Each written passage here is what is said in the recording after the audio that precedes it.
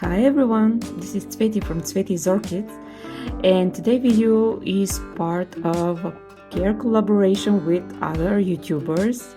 You'll have links to their channels in the description of this video, but first let me mention them. So, what's up orchids? Nico, Diana, Fernanda Nascimento orchids and succulents, petals, sepals and spines, Isis orchids, Mary G, Todd's Tropicals, Twikey's World, Mark, and DD's Blooms, Trish Orchid Life, Incy Orchids and Act, Orchids by the Lake, and Ninja Orchids. So those are the participants in this. This is my cat.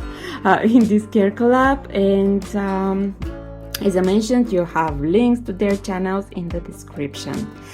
So this series is dedicated to Vanda falcata orchid, and I have like a small collection of the plant itself and its process. So there are 6 actually, and I will go and tell the name of each plant and for how long I have it, and then I will talk about more about how I care for them and other tricky stuff that are currently related to my environment and actually the place where I live. So overall, I live in Bulgaria, which is in the Europe.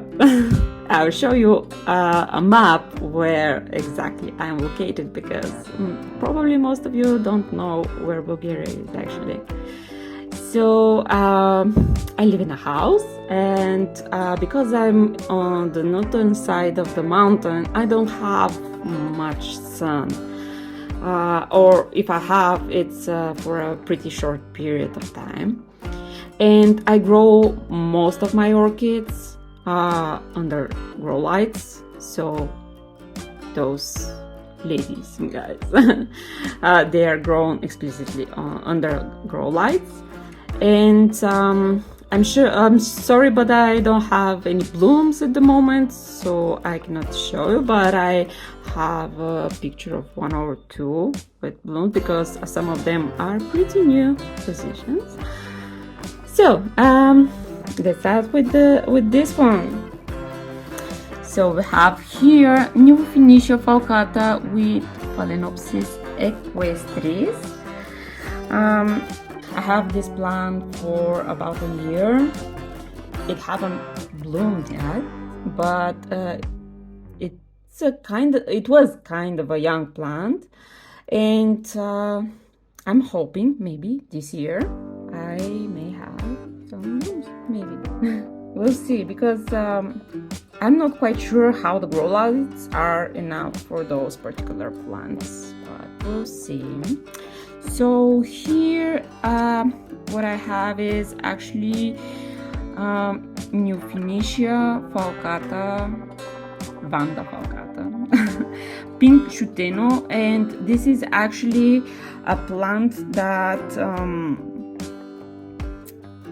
I kind of saved from a nursery, and it was pretty gone at some point, and I just took it, and I just wanted to do my best to bring it back to health, and maybe someday it will bloom. So I have it for almost 2 years. Yeah, and you can see it's not in a great health, but it has a new growth, and as you can see, I usually put some water down in the leca, and just to bring some moisture to the top. And side note, today is a watering day, so all of them are pretty dry. Another one, here it is. This is Daravinara's Charm Blue Moon, and is actually a cross of Vanda falcata and Vanda hostilis time yun he. I cannot pronounce this, but you have the name as well. I have it for a year.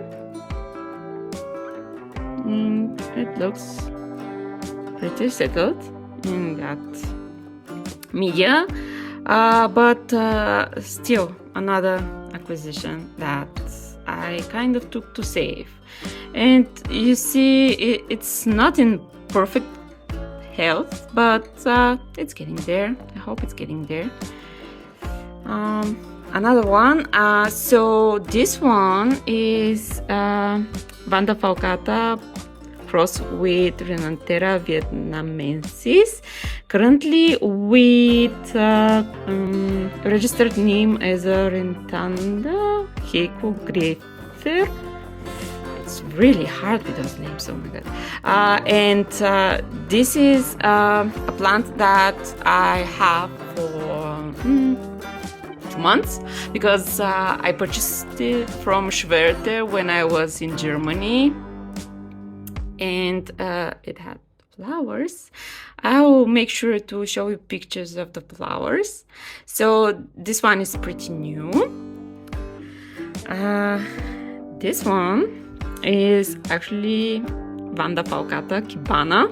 This, I have it before that, and I gave it to a friend, and then she gave me a keiki, and this is what I have now again. So she hasn't bloomed yet since she's back with me, but I have a picture from her previous blooms, so I can show it as well. And let's see, she has a ton of roots, and like all of them needs watering as soon as possible. And this here is Vanda peaches, which is a falcata cross with what is it? Curvifolia. So this one again is pretty new in the collection, but for 3 months I believe, and she's already putting up a lot of roots, and she likes it here. So except for the plants that I have for a long time that they were discounted, and I'm kind of saving them for more than a year, the rest of them are in pretty good shape. And as you can see, I grow them all in bark, and I have some leca for the drainage at the bottom, and some strings of sphagnum moss in the middle and moss in the top layer. As I said, I grow them under grow lights. I don't have much option here.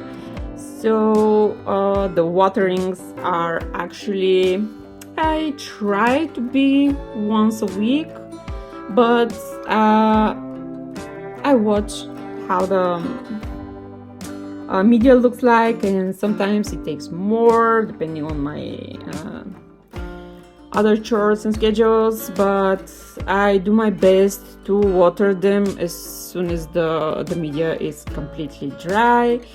I fertilized every other watering with the balanced fertilizer. I'm not quite sure if you're familiar with the brand. It's called Hesi, and I'm pretty happy with this fertilizer. Although I cannot show you blooms currently, but that's that.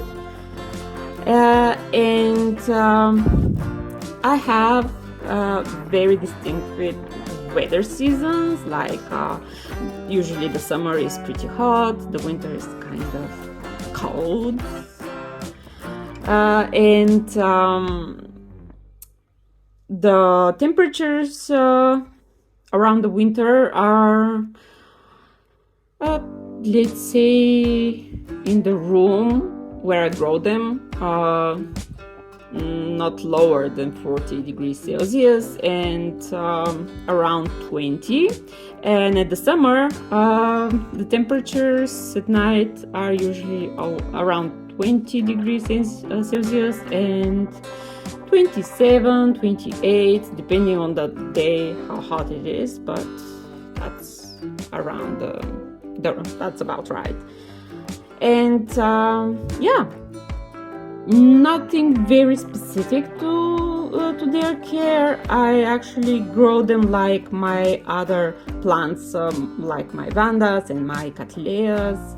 So they receive the same amount of fertilizer, the same amount of light, and the temperatures are the same. Cattleyas are actually more eager to bloom in those in that environment, but for the falcatas crosses, maybe it's not optimal. I'm not quite sure if they receive enough light, but till the end of the year, I cannot be so sure because I moved to this house in about a year, so they suffered a little bit of stress and some setbacks.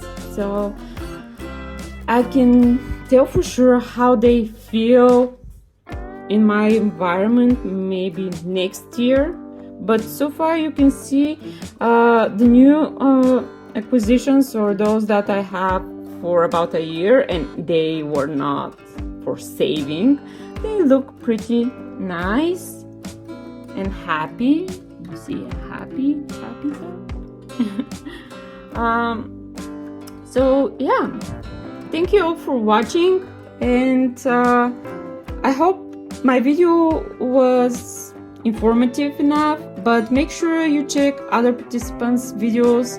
I'm sure they have a lot to say and have more experience. Give it a like if you enjoyed this, and see you next time. Bye.